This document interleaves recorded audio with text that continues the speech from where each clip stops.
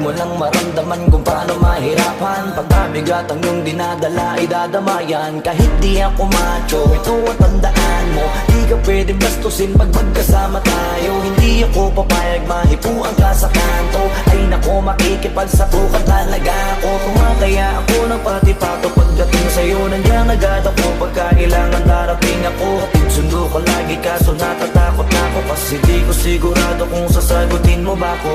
Wag mo sanang iisipin napapagod na ko. Di ako apurado pero sa'yo ano ba ko? Gusto ko lang kasi makasigurado. Matagal na ba na ako nakita para tanongin? May pag-asa ka o bakit di pa sagutin?